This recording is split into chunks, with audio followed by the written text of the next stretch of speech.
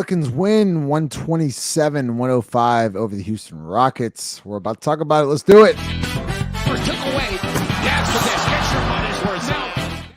Presented to you by the Birdsall Lawfirm, the official injury lawyers of Pro Pels Talk Located at 19 Poydras Street by the Superdome. Give them a call at 504-523-5413 if you're someone you know who's been involved in an accident. Birdsall Lawfirm, the official injury lawyers of Pro Pels Talk. Chaz 5, Ross and Lito tonight. You are now Beans now. I see that, Ross. So you are now Beans. 5.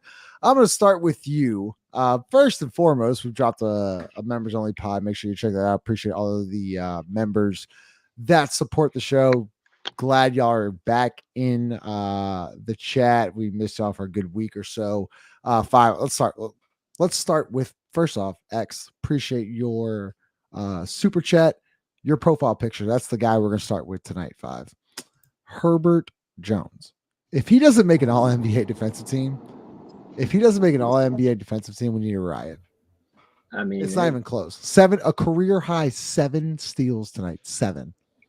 Nah, bro. I think it's more about there's guys like trying to get Herb off of them, right? Like there's like a concerted effort to get Herb, like get a screen just so he switches, and sometimes he's like, nah, it's not gonna be that easy. I'm not switching. There was a play between, I think we ended up getting a steal. I think it's the Herb Jones dunk, but he's guarding. Oh my God. Light-skinned dude got hit in the head. Fred VanVleet on the right, on the right side. Him and Jonas ices it, and like he really can't get out of the corner. And Fred's a pretty solid dude. Like it's very difficult to move off Herb, and then he's getting deflections. I mean, from the jump, like if it wasn't literally Herb, the first possession, 5. Yeah, literally the first possession. It's from the jump, and it's noticeable. I mean, I wasn't there in the building. But like you can see, like if it's not Herb, I don't think they get out to the run that they did. But he's infectious. Like that dude's the leader of the team. I'll be honest with y'all. Like I've been saying this from the jump, and I'll continue saying it. It's him. If he plays well, the team's gonna play well. That's just the fucking bottom line. And Chaz, he's also he's making impact plays defensively, but offensively. It's just so much different now. I mean, year 3, he's hitting corner threes now at a career high. He's shooting over 40% from deep now. I think he goes. I haven't looked at the box score. I think he went 2 of 3 from deep tonight. 3 of 5, 60%. He went 3 of 5. 3 of 5. 60%. Chaz, you before we got on the show, you call him a bad motherfucker. I mean, yeah. Go ahead, Herb. Again, man. I think us being able to see him so often, I think we might even take some of what he does for granted just because it's so consistent at times. Again, it's like you only really notice Herb when he having a bad shooting rut or like something wrong is happening. That's when you really notice Herb. But he's so consistent. The dunk he made, who did he dunk on? Was it Jabari Smith? Jabari Smith. Yo, Jabari. Get this. They was right about Chet, but anyway, yeah. So Herb's incredible, super agile, wingspan's incredible. Zion borrowed a Euro step from him. Yeah. Hit timely shots. Just a smart, professional basketball player, and man, it's just it's one of those things where you could say, "Well, I'm glad we didn't trade Herb," but it's like. He shouldn't have been the one you were trying to trade in the first place. So, but we're not here to talk about that. But we're not talk about that. But shout out to Herb. Herb was incredible, man. Played more minutes than he should have had to, but shout out to Herb. Funny you mentioned this kill cam. Herbert, he got paid. We already got him for what is it? What's the contract? Was it 4 years, $55 million? Is that right? Yeah, something crazy. Ross, is that Ross? Is that contract starting to look? If he continues going what he's going at right now, is that one of the best contracts in the league moving forward? I think so. I mean, I think it became one of the best contracts in the league when Jaden McDaniels, like a month after Herb signed his deal, got 4 years of $140 million or whatever he got. Like the Herb deal immediately looked incredible. So if he's going to shoot 40+%, Yeah, I mean, you start putting that up there with some of the like really elite contracts in the league. 5. He started off the game tonight with a deflection. I thought that like set the tone, and then he just had a run where steal. I think he had the dunk, he had a layup, and then he had the lob to Zion. I mean, I just don't think you can talk about this guy enough. Like, you just can't.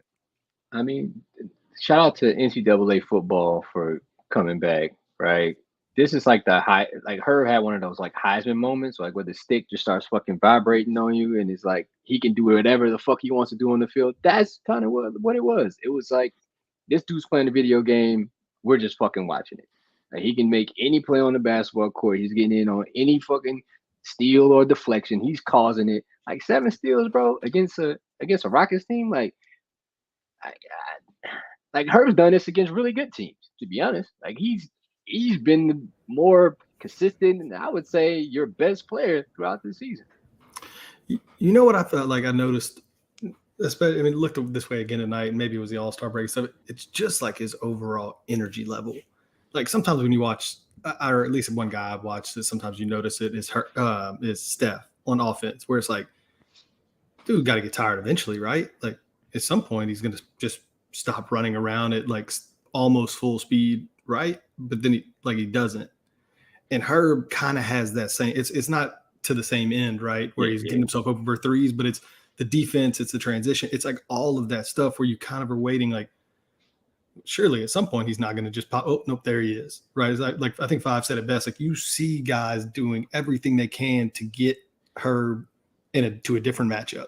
Yeah, screen, run off of a screen, get rid of the ball, try to get it like. So I thought his energy level was incredible tonight. Affected it on both ends, got us out in transition a bunch of times. So he was the difference maker. Justin, wait, before you go, imagine if Herb had a defensive like stopper behind him. Like I think about that all the time. You mean a rim protector? Do you mean a rim protector? Yeah, bro.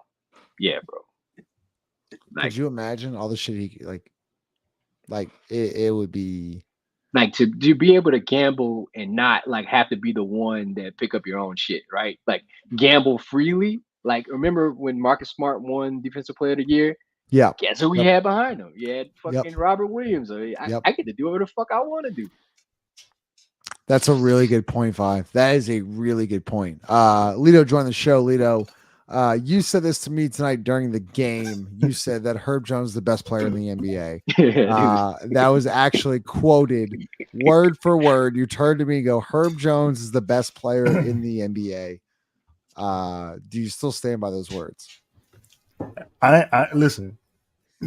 He's not the best player in the NBA. Let's just. He's obviously not the best player in the NBA, but he's the most important player on the Pelicans.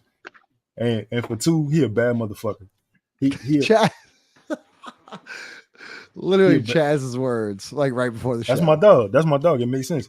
He a bad motherfucker. He just, bro, like that. Herb like literally defends like a pimp, like a pit. Like he locked. Once he get locked on, bro, it's over. Like it's nothing you can do about it. Bro, let me tell you, Justin, we sat there and watched this shit. You can't switch. He won't allow you to switch. He won't allow himself to be picked. You can't fucking pick the guy. I think 5. What? No, we said the exact same thing. Like mind you, we didn't have this conversation prior to. It's just I wasn't even listening. I was driving. I was trying to say, look, I don't know, bro. It's so many things I could say about Herb Jones. Like honestly, it's so many things you could say. At one point he had 6 points in the second quarter. I told Justin, this is the best 6-point game I ever seen in my life. This shit's incredible. Yeah, he was unbelievable. Another guy, Chaz, we talk about Herb Jones, obviously, but I think a guy that set the tone tonight was CJ McCollum.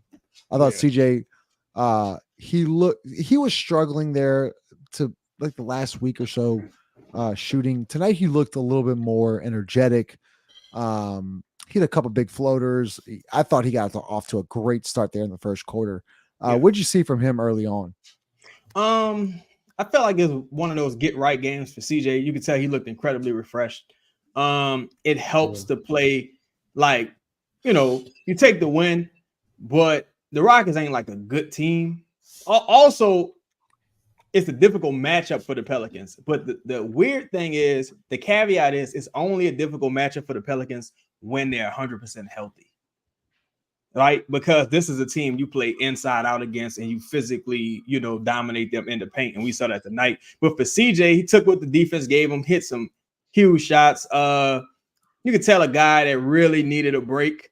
You know what I'm saying? Really needed that time off. And he came back and he don't look like he was chilling on the time off at all. He looked like he was putting in work, getting his jumpers up in between game pause. Still looks good. That floater is like damn near automatic, in my opinion. Like every time he goes to the floater, I just presume he's going to make it.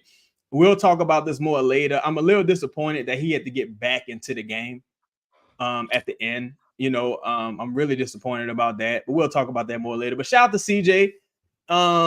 He was another guy who was incredible, came out offensively on fire, 11 for 22, 4 for 10 from 3, 2 for 3 from beyond the arc, 6 rebounds and 6 assists. So he had 28, 6, and 6. Like only 2 turnovers. Like CJ was incredible tonight. Yeah, he was really good. Another guy, Ross, that was, all 5 stars in double digits. But Jonas Valancoiunas, and Chris Connor even texted us. He texted us before the game, like, take over 11.5 points tonight. He had 15 like the first half. Ross, and then we'll go Lito. But Jonas, once again, a guy just shows up, goes 20 points, 14 rebounds, 9 of 12 from the field. And as Lito said, like, I feel like he loves to play against Sengun. Like he almost takes it personal. And I feel like once again tonight he dominated that matchup. Yeah, I don't really know what it is about the matchup, but he certainly is confident that he's going to, like, go to work against Sengun. We've now seen it too many times.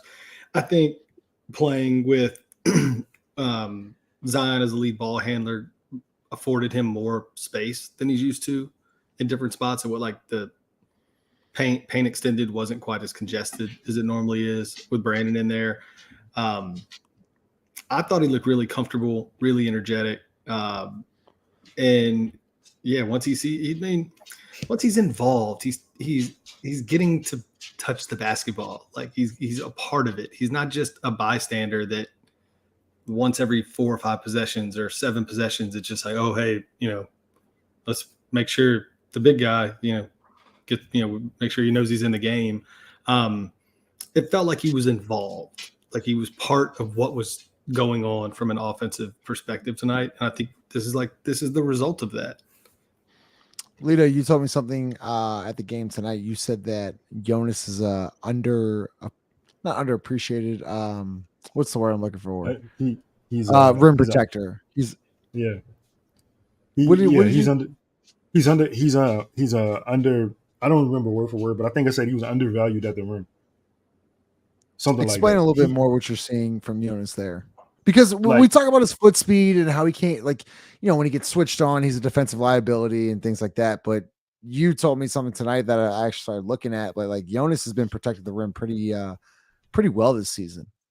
Listen, me and you had a conversation tonight about drop coverage. Like that shit is a slow death for bigs unless you like Bam Adebayo or somebody elite like that where you can move your feet.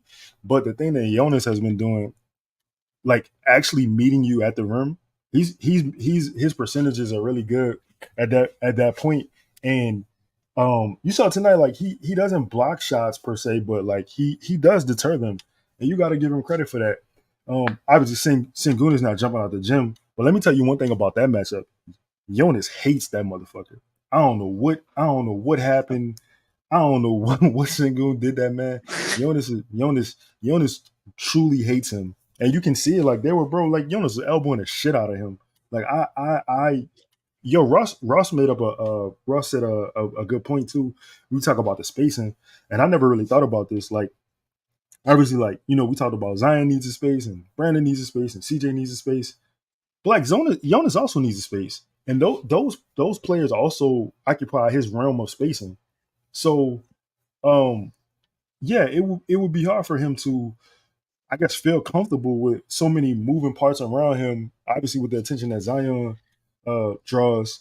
But like we talked about yesterday in the members only pod, CJ, in my opinion, looked at the film and said that I'm not doing a good enough job of making myself valuable for this team.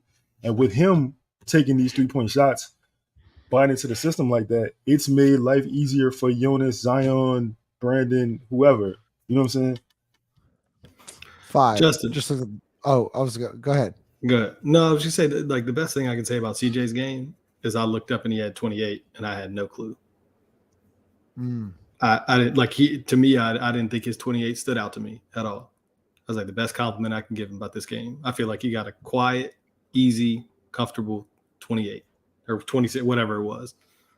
I didn't even notice. Yeah. 5. I'm gonna get to you in a second here, but Lito, I want to throw this back to you. Because we saw this tonight. Ime Udoka and Herb Jones went at it. I don't know if the camera caught it, but Lito, what did you think of that exchange? Because it was good 8 to 12 seconds of some shit talking there where Herb was going at Ime was going back at Herb was going back at Ime.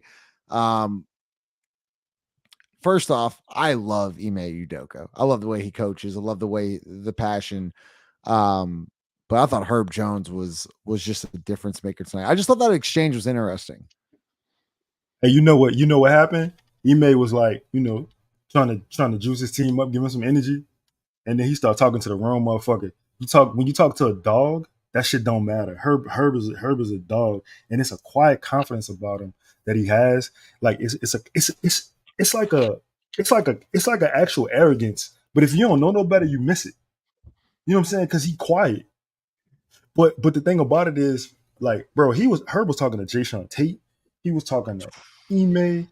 He talked to Tillman Fertitta if he needed to. He talked to whoever fuck. It don't even matter. Like, and the crazy thing about it was, Justin, man, you had this conversation. Like, you said it wasn't fair that Ime had the conversation because he's a coach and there's nothing he could do. But what the fuck was he gonna do? What you gonna do?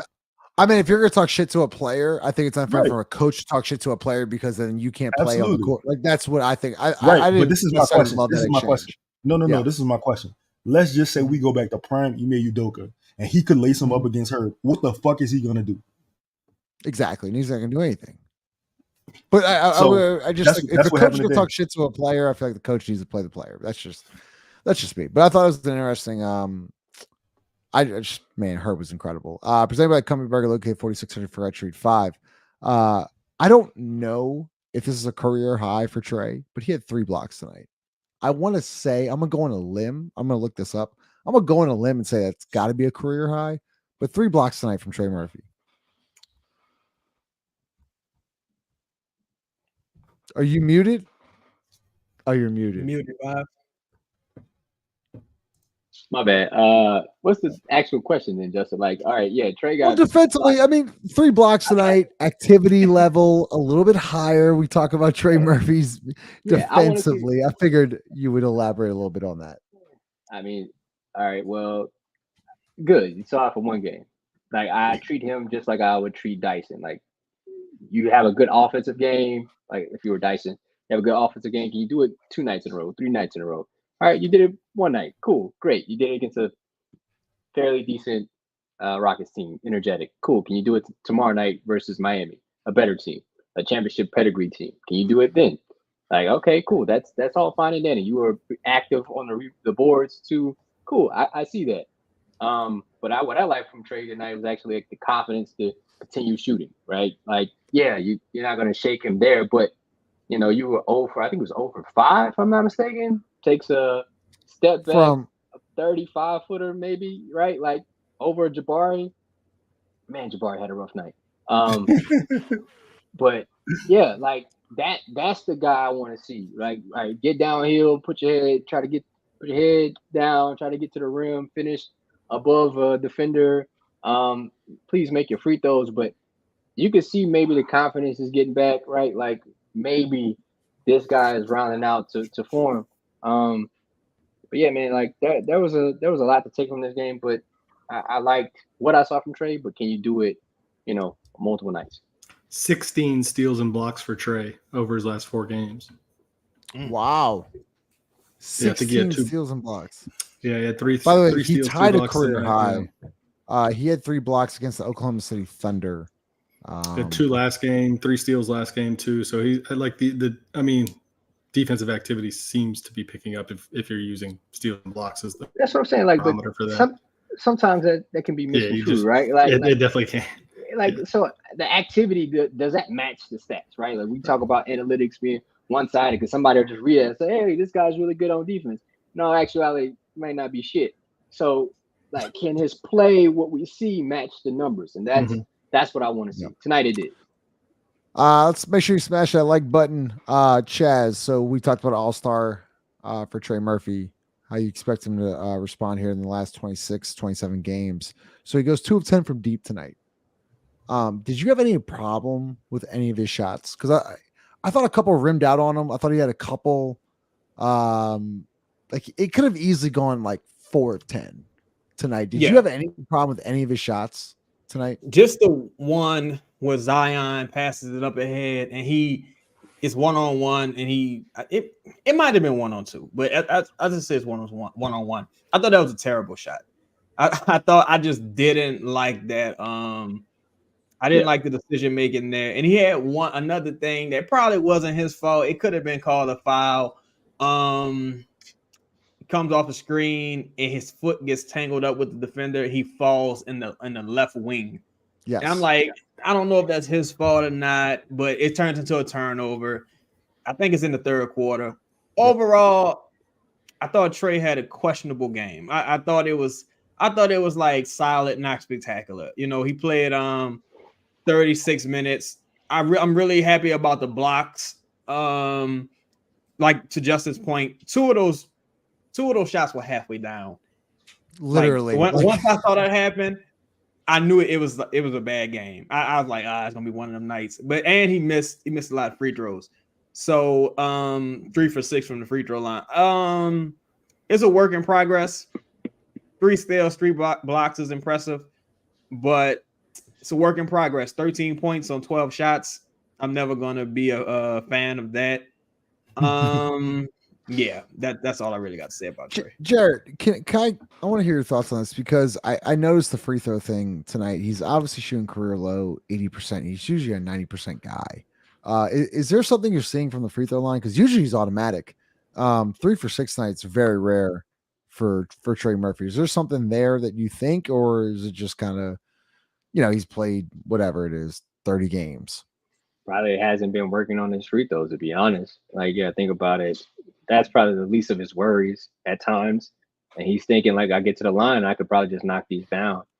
I mean, that's kind of like the ploy of a shooter. But I think that kind of just needs to go back to – also, I think he shoots too many deep threes, right? I think that kind of takes him out of range, right? Like, you're so used to shooting from so far back, like, your body almost gets accustomed to that. So when you get to the free throw line, it's like it has a negative impact rather than a positive one. Right. So I can see that. Makes sense. Chris Connor joined the show. Ross, let's talk Zion. 12 21 tonight.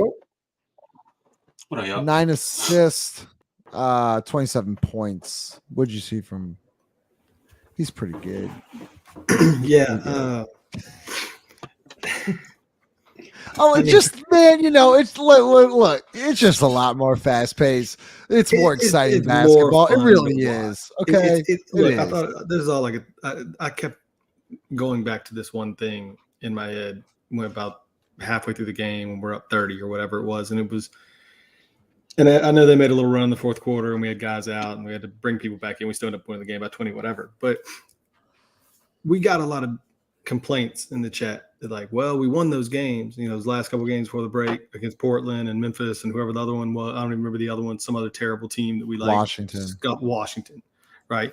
That we scuffle through and we don't really play that great and we win. Everybody's like, well, we won the game. All you guys do is come on here and bitch. Like, it's because how we're playing and how we're winning.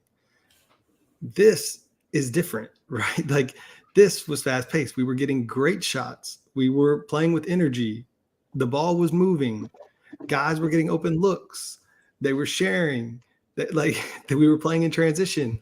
Look how many steals and blocks we got tonight. That means a defensive, at least effort. Were assignments great all the time? No. Did we miss stuff? Obviously, but it's the way we play, right? We want to see something that's sustainable, that looks like oh man, if we played like this in the playoffs, we might be able to win a series. That is why, like that. Everybody else can talk about Zion. Obviously, like he was the center of attention today. He played incredible, but like this is why we're not bitching today, because this looked more sustainable. This looked like something that could actually win a playoff series. Chris, go ahead. Or 5, whoever wants to go first. Before you start, Chris, what's up, my dog? Can you pull up the point Zion thing? Pull up the point Zion take. Somebody just said. I can't find it. I'm sorry. On yeah, you had point just, Zion you is just the pulled way. it. This one. All right, yo. We have to get rid of this shit. We have to get rid of this notation of point Zion. No team in the NBA has a denotation of their best player being the point guard. This isn't fucking what did I call it? The Wildcat offense of the Pelicans. Yes. This isn't that. This is every other fucking team in the NBA will put the ball in their best player's hands and allow him to dribble the ball up the court. Because at that point they just have the advantage. Because that's what this shit is. Put the ball in your best player's hands. That's most advantageous. No one's saying point Luka. No one's saying point KD. No one's saying point Book, Jason Tatum. No one's saying that shit. No one else. Zion is 6'6". He's a forward. We've had a lot of point forwards in this fucking league, i.e. LeBron James. It might be the real first one, right? Or they might be others. Like, no one's saying that, but we got to say it just so he can get the ball in his hands. Stop saying it. Just fuck it. He's the best player on the team. Let's put the ball in his hands and allow him to play, make, and make everybody else better. He had 10 assists tonight. 10. I wonder how many more he could have had. He probably could have had 15, 16. He probably imagine if he played with 2 shooters at all times. Just 2. I mean, if Trey makes any threes, he has God knows how many tonight. Yeah. But I'm just. There was a moment, Chris. There was a moment tonight where it was, I believe it was Zion, Trey, CJ, and Hawk. I couldn't believe my eyes. I mean, I know why, but I mean, if we would have put Matt Ryan out there, I would have just probably left the building. To be honest with you. Hey, y'all, Justin was about to cry. Man, Ryan on the floor. Lito, don't get Chris going, bro. Like, please don't get Chris going. Yo, Matt Ryan knew he wasn't getting there, right? So he stood up. He started shooting the ball like there was no actual basketball. Just fucking psycho. Justin's like, look at Justin stood up. Real pro. Bro, Chris, I filmed that shit. I filmed it. I fucking filmed it. I looked at Justin. You have a sickness. He's sick. Yeah, I'm about to say, yeah. Totally sickness, bro. Chris, what's up, man? What's going on? What up, man? What we talking about? We're talking about Zion. We're talking about Zion, that this is the way. That's what we're talking about. Is this the way? I mean, yes, but is it gonna? You still need more, right? Like, what do you mean? Like, I think when you ask me this question, does this mean like with or without Brandon Ingram? Like what exactly are you angling here with the question? You look, it's with Brandon Ingram, but it's putting the ball, as 5 said, putting the ball in your best player's hand. The best player on the team, is Zion Williamson. I'll say this: I don't even think it's even as much as about putting the ball in Zion's hands as much as it's just about putting lineups that fit around him. Putting better lineups that fit around him consistently. You know what I'm saying? And whoever those players are that don't fit with him, if he can continue to stay healthy, then that's what you have to look after. Eventually, if you think Herb or Trey has the extra step to take, then you're talking about something else. But I mean, everybody looked enthused. You got 3 people in 20 plus points. You got Jonas. You got CJ. The ball was moving. Fuck just Zion. That's the way the game should be. Like, that's the way they should play, period. If you're gonna have a freelance offense, then you can't have the ball stuck for moments of time. Like, you gotta give all of these different dudes that you have that you call weapons and options the opportunity to score. And I think whether you think it's a coincidence or whether it's just the way that it is when certain players aren't available, this is an example of what it should look like. Lito, what are your thoughts on what Chris just said? Because what it should look like. Do you believe this is what it should look like? This is the pace. This is how they should play. I mean, how many threes did they get up tonight? I'm actually going to look that up right now. You got a 41. 16. They got I'm sorry, 40, 41. they went made 16 of 16. 41. So the Yeah. goal is what Willie Green 40. said before this game, 43 point attempts. You got up 43 point attempts tonight. You out rebounded them, or you lost -1 on the rebound, had 8 more assists, and then you had 10 more steals. It's 16 steals tonight. Herb Jones, he had 16 steals. Herb Jones had 7. Who is this guy? What's happening here? Hey, yo, Justin, let me hate. Yeah, go ahead. All right, so listen, in to Chris's point, yeah, so you want to play a particular way. 5 has been calling for a foundation, for an identity for the last, I want to say, 2.5 years. I can guarantee you they're going to come out tomorrow and not play this way. Why do you guarantee that? Why are you going to guarantee that? I have the data. I have the files. I've seen it. See, look, when, and it's not even when, let's say when one or either Zion or Brandon is out. Like when they played Cleveland, now Cleveland was hurt. You know, they had a few guys missing, but they played similarly. Like Trey Murphy had a really good game. Herb Jones had an opportunity to play well. Jonas played well. Like I think that's the issue. When Zion and Brandon are together, you still got to find ways to have Herb Jones have the basketball in his hands. You still got to find ways to have Jonas be involved and find Trey. And, you know, like, whether you think that that's a point guard issue, a coaching issue, or fit, they got to figure that shit out. Because we know when this team is healthy, odds are, tomorrow, it's not going to look exactly the same way. And the level of your competition, the team you're playing, going to be different. You know what I'm saying? So you have 35 assists tonight. You get up 41 threes. Like, that's how you want to play. Like literally, that's what that was Willie Green's goal. Like that was the vision. And Chaz has been talking about this, and Five's been talking about this. Can you play it consistently? Can we see the same product tomorrow with or without Brandon? Is the question. That's the question right there. Because there was a Jake put out a question today and said, where will the Pelicans finish? And a bunch of us quote. And you said bottom 7. No, quote yourself, Justin. You said I'm bottom going 7. to quote myself. I said the 7 seed, and people flipped out. I still don't understand why people flipped out, but people flipped out to the 7 seed because I don't necessarily know if you can get to the 5 seed. It's gonna be really tough with Phoenix, and then you have Sacramento, Dallas, Lakers, Golden State behind you. It's gonna be really hard to get the 6 seed. And also, I was looking at this today, Chaz. As the 7 seed, you host the first game of the playing game, and if you win that, you get the 2 seed, which I think might be OKC and or Minnesota. And I think you match up better with those 2 teams than you do LA Clippers, then you do Denver, and then Phoenix. So I don't think the 7 seed is that big of a deal. Like, am I off on that?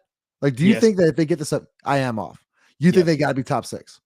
I think you hit the cash draw, fuck the safe. Hit the cash draw, get in the car, drive off.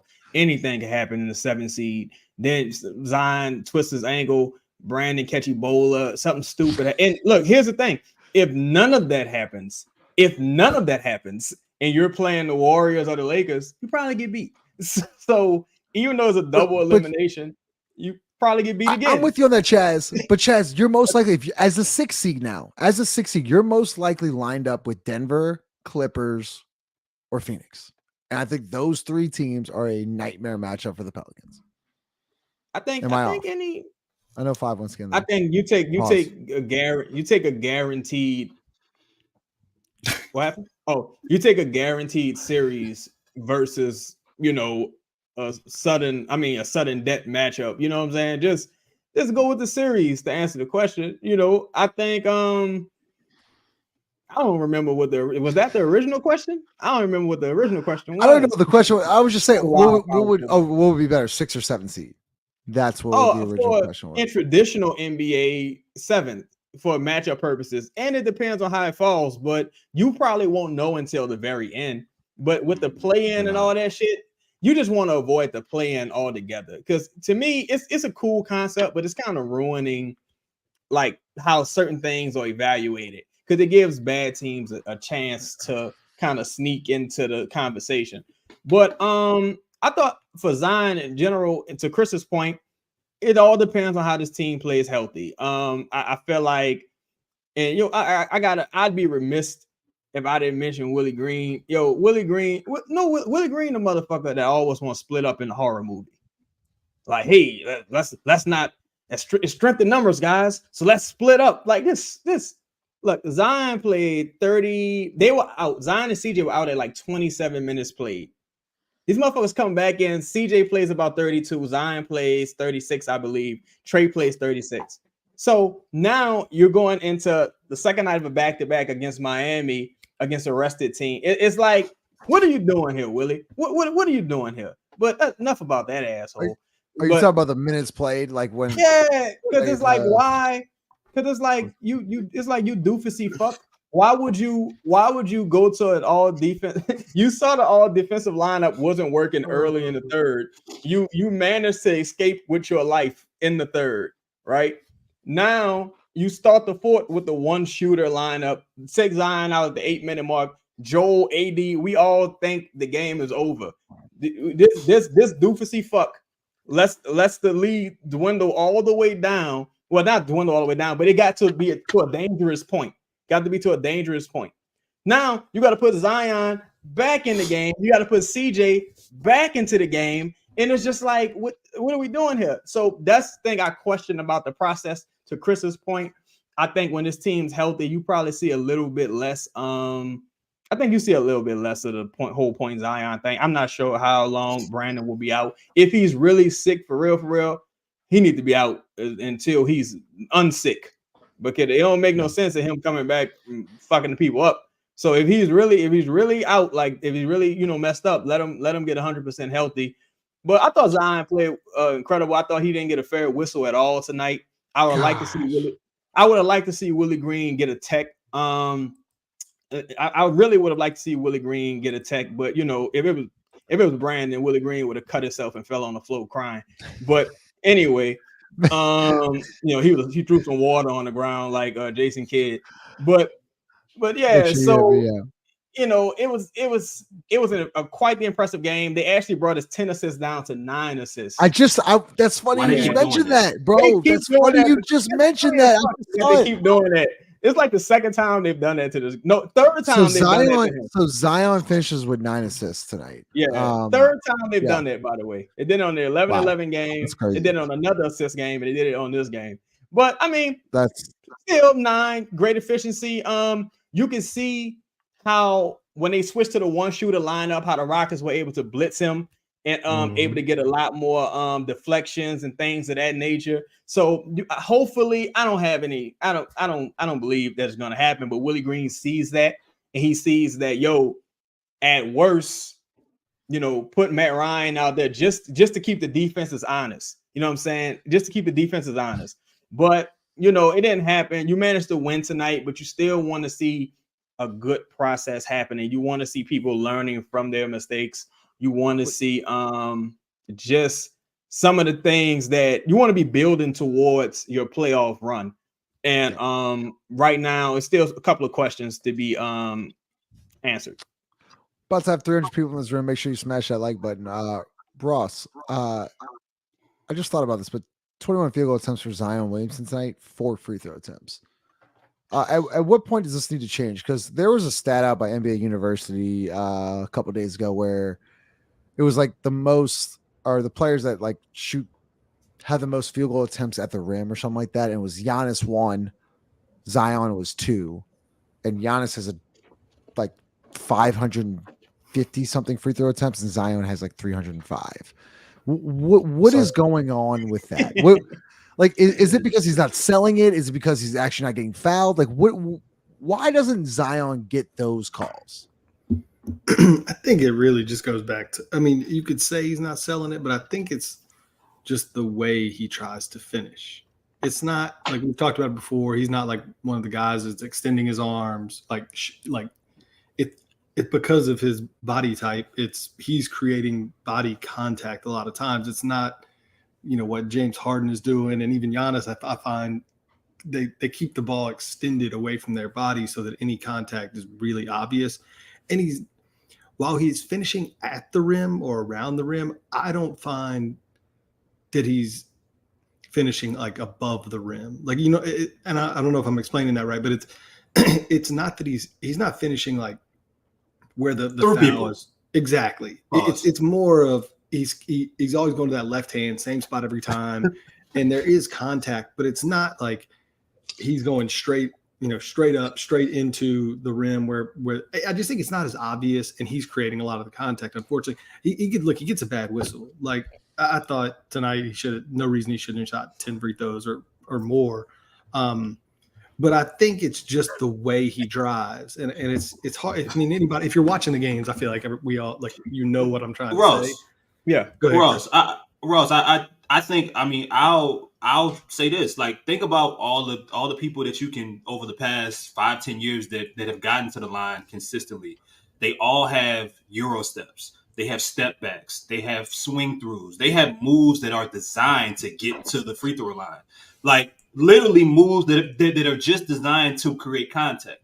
Zion doesn't. Zion is, you know, every now and then he'll put his shoulder down and go through folks, or he'll, you know, his move is getting, you know, either getting clobbered or being put on the floor and hoping that they call the foul. You know what I'm saying? But when you're moved consistently, when your moves don't have a bunch of variance, it doesn't have, you know, Euro steps, it doesn't have swing throughs, it doesn't have, like, you know, you were mentioning, you know, extending the basketball, just different ways to, you know, when you look at Giannis is going downhill, but Euro step left, Euro step right. The contact is being drawn there. And I think for Zion, it's not either. Even when it's forceful, they're just not going to call it, because he's also caught in between that Shaq, you know, Cam Newton shit, to where they could say, well, we can call a foul every time we wanted to. Yeah, and Chris, I think you make a really good point, and I agree 100%, because I find myself thinking there's a lot of times that if he would stop a step short and just try to pull straight up with a, you know, either a little hook shot, or I don't want to call it a floater because he's so close, that because the contact is so condensed. Like the guy he's being covered pretty tight, especially once he gets all the way to the left side of the rim. If he would just stop in front of the rim some of those times and just almost pull up, their hands, like, they're grabbing his arm. I mean, you saw it tonight, Dylan Brooks kind of hooking up under his arm and stuff. If he would just go up at that point, he would get way more calls, but he doesn't. He takes that extra dribble or extra step to get all the way to the left hand, and I think that he misses some of those like easy ones right at the point. That's what I was saying. If I was let you go, but that's what I was gonna say. Like, I noticed tonight, Zion gets fouled before he gets into a shooting motion. I mean, these guys are literally like arm barring them, two hand, like Dylan Brooks, like Lito, you saw tonight. Dylan Brooks just leans into Zion before he's even going up, and Zion just not even affected by it. Then he goes up and it kind of alters his shot. The foul should be called before Zion's even in motion to shoot. That's my problem. But that's not going to lead to free throws. But that's not going to lead to free throws. I mean, well, when you're in the bonus, when you do it, well, okay, of course, like when you're in the bonus, yeah. Like, I thought Dylan Brooks tonight got away with a lot of just holding, grabbing, arm barring, things of that nature. But go ahead, Five. I know you wanted to. No, I think, like, especially when you talk about referees, you can call fouls on any play. Usually, like, for a ref, it's like, did it impact you, right? Did it knock you off your path, or did it impact you at any point in time? And for Zion, like, usually it doesn't.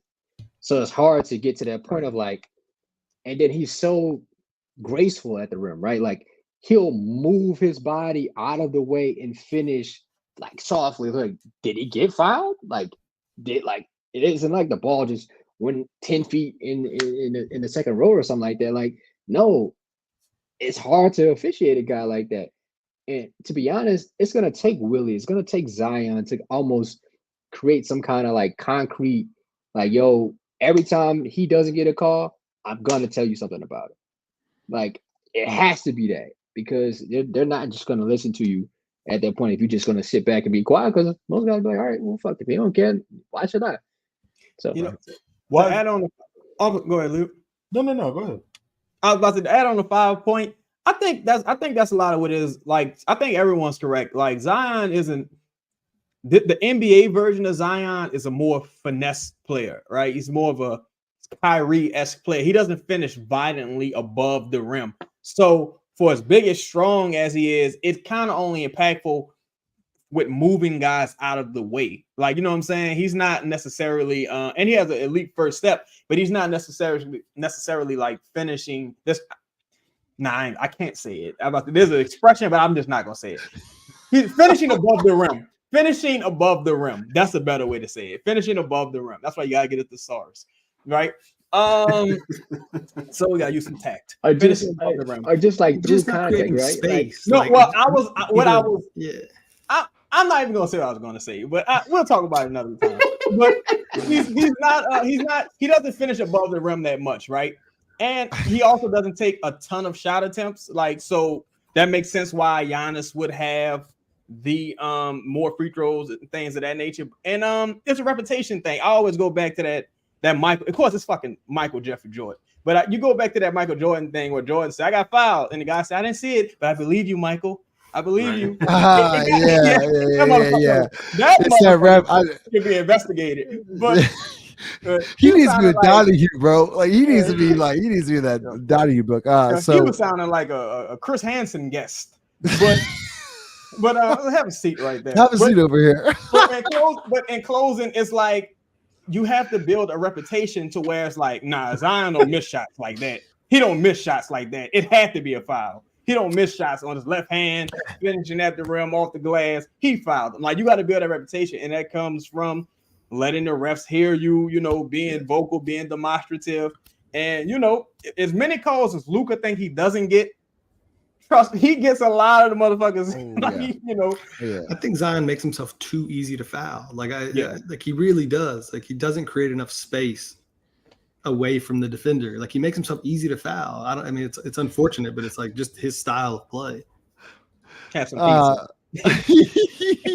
Ross, hold on. So, let me have a seat right here. Yeah, that's some bullshit. Ross, just to that point, like, I don't think Zion needs to create space. I think he's like so supremely talented. Like, you don't matter to him, right? The defender doesn't matter, but I think that goes against him is at the same time. Like, I can get around you at any point in time. I can go past you at any point in time. Like, the fact that he's close to you gives Zion an advantage. But on the other side, it's like, okay, he's that close to you the entire time, and you're going to be looking for a call when you finish. It's a little bit of a double-edged sword there. Yeah. I agree. So Lito, Zion Williamson on February. Oh, 1 second before you go to Lito, that motherfucker be like, "I got the chat log right here." You said you want Chris. He'd be like, No, I was just bringing over some Coke and some cookies. Like, that's all I was doing. Well, according to the log, you said like that show was, bro. That show was crazy. Do you like candy? I like candy. I want to blank your blank. This is a 12-year-old boy. Oh. He's like, no, this Mike's lemonade. I thought he was 15. Like, he said he was 15. No, you just like, love yes, guys' sir. souls leave their body. Like literally have a seat over here. You're like, oh fuck, bro. Yes, sir. I swear to God. I thought he was 19 years old. I just wanted a friend. I just wanted somebody to talk to. Yo, I got a commercial. I can't do this. We're gonna hear from Crystal Hot Sauce. I need to clear something up about New Orleans. While our culinary scene might be on fire, our food has never been about heat. It's always been about flavor. And this is how New Orleans does flavor.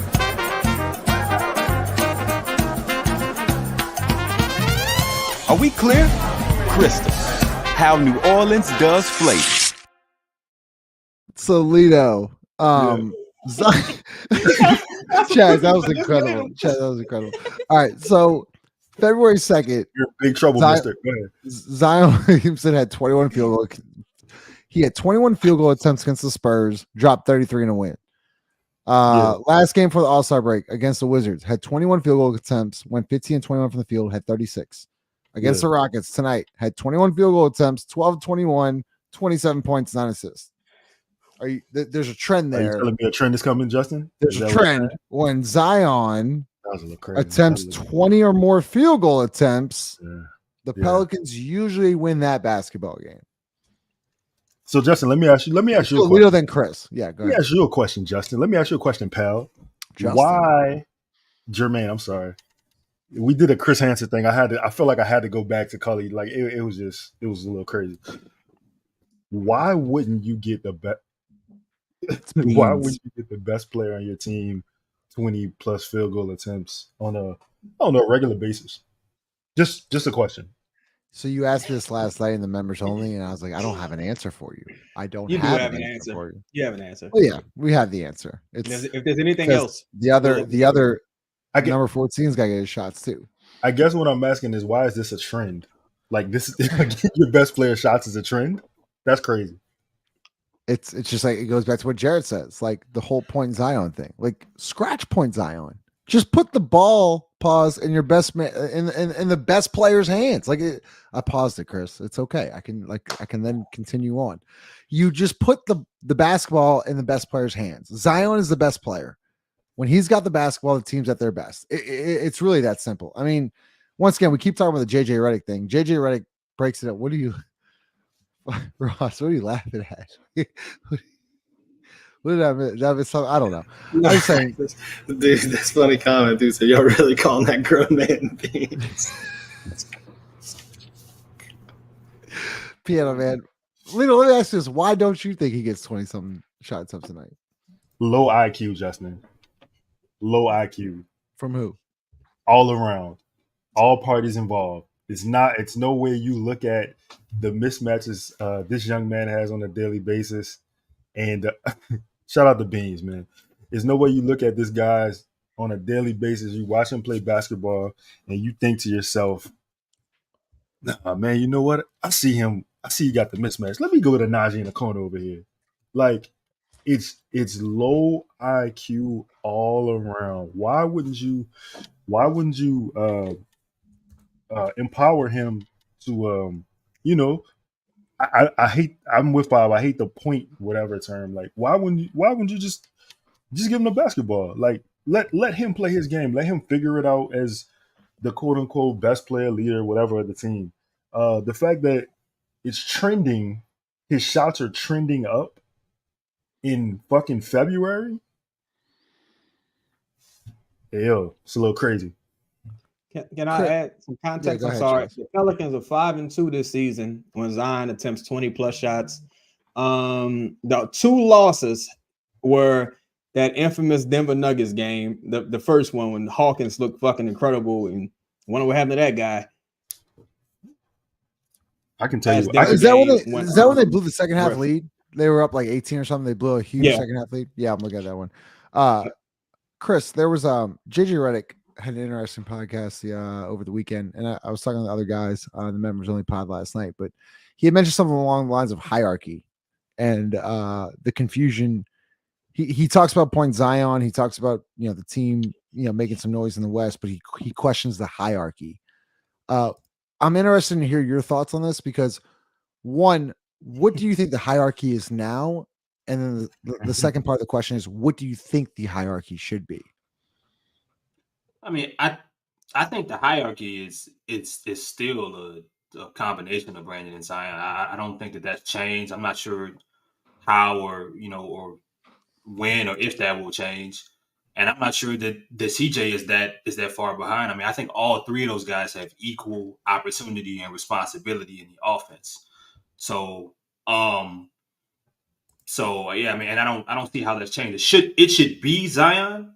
I mean, I don't think that's. I mean, he's the most dynamic player. He is the generational talent. He's the guy with the most gravity, the guy that gets the most attention, the guy when he has the basketball can do things that no one else on the floor can do. And he also opens the floor up for others in ways that, in the process that isn't consistent with everyone on the, every time Zion can make a pass and find an open shooter anytime he chooses to drive towards the lane. You know what I'm saying? And if he's able to get there, he'll more than likely able to either have an opportunity to finish at the rim or he'll get fouled. I am interested in the 20 shots thing. I think it's tricky with him because on the nights that he does get to the line 10 plus times, if he ends with 16 shots or 15 shot attempts, then you know what I'm saying? I mean, it's equivalent, I would say. It all goes back to what you think that starting lineup is, bro. Like, what do you think Brandon Ingram and Zion is? And when you add in Jonas, you can argue that there's not enough spacing in that starting lineup for Zion to get to where he wants and get to 20 shots a game, unless he's consistently feasting off of second units or secondary lineups. So if you think, unless you believe that Brandon and Zion have another step together on the basketball floor that we haven't seen, where they both can be dynamic while playing together, then we're going to be continuing to ask these questions consistently until it's over with. Or be confused about it, or just not have an answer and say, well, we'll wait till next year, or we'll wait till someone gets healthy, or we'll wait until this. Like, that's what it all comes down to, bro. I mean, point Zion is something that's important. Brandon Ingram's shooting is something that's important. But at the end of the day, it's those two dudes being able to play well together and be great at the same time on the floor together. And if they can't, it's not going to matter. Jarrett, would you say this is the best Zion has looked physically, like in shape, throughout the whole year? Muted. Sorry. I think we talked about this in the members only pod. Like, that was going to be the thing that I wanted to see. Like, did a dude that had a week off take care of his body? Like, I thought that was the most impressive. Like, he played 35 minutes, but it didn't look like Zion Williamson was tired. It looked like, all right, cool. Like, and I really want to talk about this. Lito, you were kind of like hinting at it at one point when you're talking about how like Zion Williamson shooting a lot of shots. I think he's like too nice at times. Like let's talk about the fourth quarter, right? The first 4 minutes, and that was a time period where like he should have took every fucking shot. He should have took every shot. Like, let's get this shit over with. Game time. Let's get out of here. But there was one play where Najee has the ball in the corner. Now Najee's trying to give him the ball in the post, and I can hear Zion say through on the you good. You got it. That shit made me. Boy. Your world. What you mean, your world? This not Najee's world. I ain't rock with Najee, but this is closing time. Like, that should have been a point in time where Zion Williamson been like, nah, my world. Let me finish this. Let's get out of here. Because it's going to be on him regardless. If they lose, it's on Zion. If they win, it's on Zion. Like, you got to do it. It can't be not. You can't be dependent on him. When is the team going to be dependent on Zion? And I think that has to be the change. Hey, can I add on to that? And listen, to Fav's point, right? This is what happened. When Zion takes his foot off the pedal, the lead dropped, and you down to, I think they got it to within 11 or 14 or some shit like that when you were up 25-30. Yeah, yep. Like, because at that point, like, you let them believe that they could have a chance, because you were like, nah, we cool, we good. And that's, if you're asking me a question, if you're asking me like what I want to change, it's that. And Justin, I told you at the game, like, just looking at that, I didn't like, bro, I hated that. It's not his world. Motherfucker, it's your world. Like, he's not even in your stratosphere. He's not on the same planet as you. No disrespect to him. He's a cool guy. My bad. Like, he was getting guarded 1-on-1. It wasn't like he was getting doubled. Like, it's an easy seal dump in, go get 2 points. Like, you on the right block, fade over your left shoulder, your right shoulder, get 2. Like, that's the Zion we want to see, right? Don't y'all think though a lot of that has to do with the amount of time he's missed, to where I mean whether that's the reality. I mean, it's a fair point. It's a fair point. With the amount of time, even when he was asked in media day about leadership, he said, I ain't played enough games. I ain't been here enough. Some of that shit is gonna come automatically unless somebody tells him, because it doesn't seem like he's wired to be this way, to where when I'm on the floor, whether I didn't miss 37 games in a row, this is the first game of the year, whatever the case may be, I'm gonna do what the fuck I want to do. It's my world. I don't think he's set to be that way. Somebody got to tell him, because otherwise he's going to feel like it only can arrive once I proved enough and I've been here enough for that to be, a standard. Can I just my last point? My fault. Draymond Green just had a podcast with Jamal Crawford, and he said verbatim, Mark Jackson used to tell Steph, "You the baddest motherfucker on the planet." And Draymond, he said, him and Clay used to be like, "This motherfucker, like the one that can't stay healthy, ankles messed up, like." And he said he instilled confidence in all of them. Like, who was doing that for Zion that has way more potential than Steph? Like, who was doing it for that dude? And it can't, and it hasn't been Willie. Regardless if you want to say Willie got a raw deal, whatever. Like, you're not doing that for the guy that needs to be the guy. I feel like to just to follow up what Chris said. Yeah, I understand that point, and I understand what Fab just said. But I feel like, right, if you're the best player on the team, or if you got all the skills this man got innately, you supposed to have that in yourself. Like, who the fuck the leader? Larry Nance? The fuck you mean? Like, it's me. I'm here. Like, I'm not looking for him to give me the green light to be that motherfucker. I come in here for that. You seen my resume. You seen what I did in high school. You seen what I did in college. Like, I'm him for real. Y'all just pretending. Y'all don't even besides probably CJ and of course Brandon, like, y'all don't even know who y'all are yet. I give y'all the identity. I brought the box office here. Nobody was watching you motherfuckers before me. Yeah. So look, we're gonna last segment here. We'll go Chaz and Ross, and then Lito, you'll close us out with 5 seconds with Lito. Make sure you smash that like button. Chaz, I think this is one of the best comments of the night right here. I'm so impressed with Herb. The work he's done on his shot from last year is phenomenal. They got lucky to have a hard worker and a star fall in their laps. He didn't even know it was that good. So just looking at it once again, Herb Jones shooting 41% this year, career high, on 3.5 attempts. To this guy's comment, one of the hardest workers on the team, but to also be a hard worker, but also show results on a nightly basis. This guy, I mean, he's invaluable to this team. I mean, he does everything. But not to mention, we know what he brings defensively. He's one of the best defenders in the league, but now he's shooting 41% from deep on 3.5 attempts. Did you imagine this could even be a thing this late in the year? No, not at this level of shot attempts. I thought at some point things would kind of regress to the norm, but you made an excellent point just now, Justin. I don't care who works hard. I don't care if you play drunk, you play high. If you go out there and you putting up motherfucking numbers, you got a supporter in me. I'm on your side.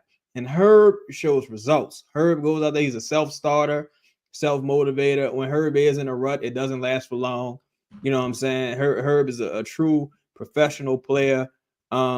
He's out there and truthfully, I think Herb, damn, I hate to say this, Herb might be the second or third best player on this team.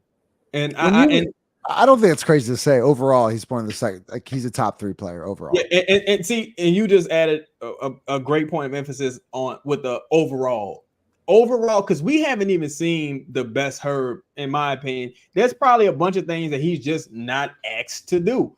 And if he was asked to do it, he probably could do it. The Pelicans right now have three players averaging 5 assists. Like, I think we all know Herb probably could average about 5 assists if they asked him to do it, like, easily. Herb could be a double-digit guy if he had to be, easily. Like, you know what I'm saying? So it's interesting. It's interesting, but shout out to Herb Jones, man. Ross, go ahead. Herb, since the start of the new year, Herb shooting 52% on like 85 threes. It's crazy number. Like 40, I think he's 43 of 83 since the calendar turned, which is just incredible. You know what I liked most about Herb though is that after the game when he got interviewed, I think he had a real moment of I don't want to call it honesty, but he was just very candid when Jen Hale asked him about Fred Vincent and all the work Fred's doing with his shot and everything else, and Herb said, really didn't change anything with my shot. It's just reps. And what that told me, and I'm not trying to downplay what Fred has or hasn't done with the shot. I'm really not. But what it told me was Herb is doing shit when he's not here. Herb doesn't take time off. Like wherever he goes, he's getting reps. He's playing basketball. He's taking shots. Like he's working on his game all the time. It's not just about the coaches and the developmental guys here. Like, yeah, they may be good. They may be, I don't know, but it doesn't matter. He's working on his game on his own all the time. And for me, it was like, he didn't say that, but that's really what he said after the game. And it shows up. Like he's gotten better every season. And like, this is the culmination of a dude putting in a shitload of work. And so like, I know Chaz is being a little funny by saying like, yeah, he doesn't care, you know, I don't care if you work hard, as long as there's results, but like his results are coming from the hard work that he's putting in. And so in some ways, those things are linked together. I think I just respect the guy. I think he's a hell of a player. Five or Chris, y'all want to add on anything before we get to Lito? About Herb? I mean, I know we talked about Herb. Chris, I know you everybody talked about Herb, but go ahead. Oh, before I'm gonna let y'all know. I don't know if anybody peeped my 55 seconds with 5 because I said first game after the break, you got to play with some bounce. Check. Low turnovers. You only had 12 because the Rockets like to get out in transition. Check. Zion Trey 2-man game. It was there. Trey just didn't make the shots. Check. Jonas versus Sengun. Jonas had 20 points, 14 rebounds. Sengun had 20 points, 9 rebounds. I said whoever had the best of that matchup was going to win the game. Check. And rebounding, I would say even, right? Like give or take. You just didn't let them get offensive boards. So half a check. Like 4.5 out of 5. Hey man, listen, bro. Maybe we just know what the fuck we talking about at times. We don't need JJ Redick cosigns to teach people about basketball. Well said, 5. Chris, anything? No, man. I mean, I did a show I think earlier in the year about Herb. I think after that Sacramento playing game about if he was becoming a star. And it's just so weird because typically, we're so used to like tying it to age, and Herb is a little bit older, right? Yep. You might look up and he'll have 5 shots, and that he might not shoot the ball the rest of the night. So it's still a big question mark, as Chad said earlier, about what if you asked him to do more, what would that look like? But until we get there, he makes the most of his time served. If he works 8 hours, he is going to give you every single like you're not gonna miss anything in those 8 hours. If he comes in and works 6, he's efficient, he's steady, he's that kind of individual. He's gonna punch it. He ain't gonna talk to nobody. He got his headphones in. He comes into work and he's out. But those kind of guys are really good for, I would say, young talent. When you're talking about developing, if you got any questions about what this coaching staff is made of, what the front office and the developmental staff, period.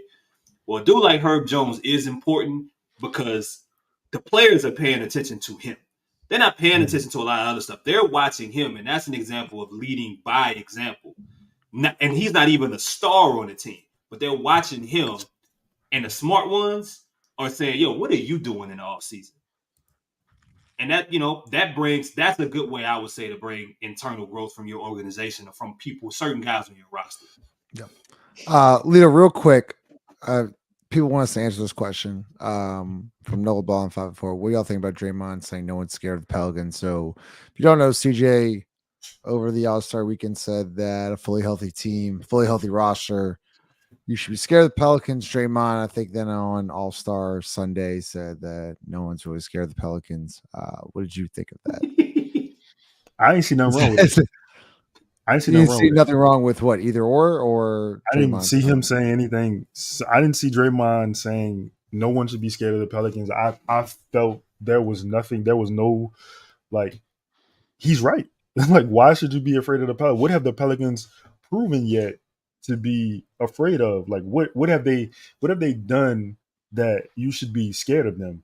You know what I'm saying? Like, I don't think you should take that as a slight. I think that's just a fact. Like, I feel like if you take that as disrespect, I guess I need you to read me the resume of things done so I can understand where you're coming from. Yeah. Yeah, Ross, you want anything? Chaz, anything? Motherfucker got 4 rings and you Like, expect him to he's a be Hall like, of Famer. Like, like, he, oh yeah, no, anything but the Pelicans. Like, Bro.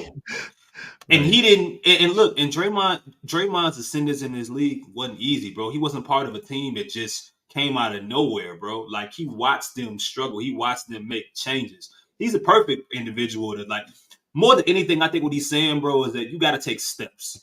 And in his mind, this league, like, the Warriors didn't win a championship right away. They lost in the playoffs. They had to. They faced injury. All these different things that happened. And then you ended up seeing them, like, they got some of this shit out of the mud, and it wasn't like it was drawn up, when people were drafted. Well said. Lito, get us out of here. Herb Jones is the baddest motherfucker all time. Hey, yo, no, real shit, dog. Listen, I've seen a lot of people play defense in my life. Like, Draymond is probably one of the guys who can guard 1 through 5 in the NBA. I've seen Scottie Pippen. I've been privileged to see Kawhi Leonard. I've been privileged to see Ben Wallace, so on and so forth. You name them. You really can't tell me Herb Jones is not of that ilk. Like, you really can't tell me that there's nothing those guys can do that man can't do. And I really feel like we, because we watch it so closely, we probably take it for granted. Just because we see it, you know what I'm saying? Like, he's on this team. You get to watch a lot of basketball with him, and you really shouldn't. Like, I told Justin this at the game. He makes defense like, you know how you see an alley, or you see a transition dunk, you see a fast break, pull up 3. Like, he makes defense like that. He's turned defense into art. See y'all tomorrow night. Miami Friday, then Chicago Sunday. Like, comment, subscribe. See y'all later.